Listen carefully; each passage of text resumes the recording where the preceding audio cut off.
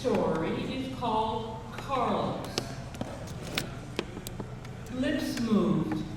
Some were cursing, some were playing, while all eyes were on the three riders carrying the medical gear towards the sound of Grandma's braying mule up on the ridge. Gentlemen, the foreman cut in, what would Grandma want you doing right now? With that, all hands returned to their task. From the ridge, other eyes had been watching the crew, but more intensely he'd been watching the red truck. It brought back memories of years past, when at the fall roundup, every would be loaded into the red truck for trips back to the barn into winter pasture, where hay is brought to you. No more digging through snow, searching for a single blade of frozen grass. No hiding in gullies from the wind. At winter pasture, there were warm sheds and dry bedding. All these memories filed through his mind as he slipped through the trees, working his way closer to the men below. On the ridge above him, all was quiet. That sticking mule had finally stopped her irritating braying. Cell phones carried the message that Grandma's favorite cow dog had been fatally kicked.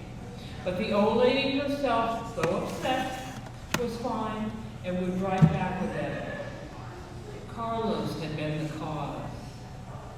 And yet more trouble could be expected, so the sorting crew had been warned.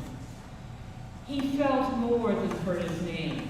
Carlos, the wild bull, dangerous. But he hadn't always been that way. He had been born special. His mother told him so when she licked him dry. Grandma named him herself, saying he was the best-looking bull she had ever bred. He felt like a prince until that damn dog lunged at him. Granted, it was only a puppy learning his job, but the bite on his nose hurt. Right then and there, dogs were his enemy. Several years later, at another fall roundup, that same dog, now fully grown, again latched onto his nose. This time, Carlos was a full-grown bull, and he knew how to handle the creature. He put his head down, pinning the dog into the dirt until the dog stopped moving. Men had come running, waving their hats to chase him off, but he would have none of their threats.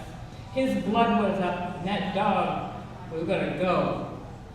Rampaging, he took down the corral panels, scattering everything and everybody who dared get close. By the time he finished running, he was far from the roundup and in no mood to go back to the herd. Oh, they sent riders after him, but he was not going back to where there were dogs. Memories aside, this was the last of the tree cover. One more step and he would be in the open. Across the space, he could see the crew removing the metal panels that made up the corrals for roundup. Soon it would be all over, and the men and the trucks gone. But the path was clear to the ramp and into the red truck.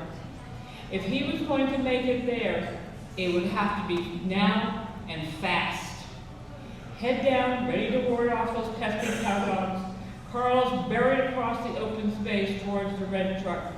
Dogs barked, men yelled, scrambling to get out of the way of the oncoming terror.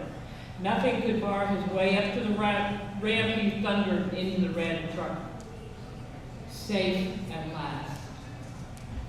Relaxed, he closed his eyes and started to chew his cud. As fast as the crew could move, the ramp was rolled away, the door slammed shut, and the driver of the red truck rushed to get on its way. And through the dust, you could read the lettering on the back of the truck. Red's Custom Meat Packing. Yeah. Oh, man.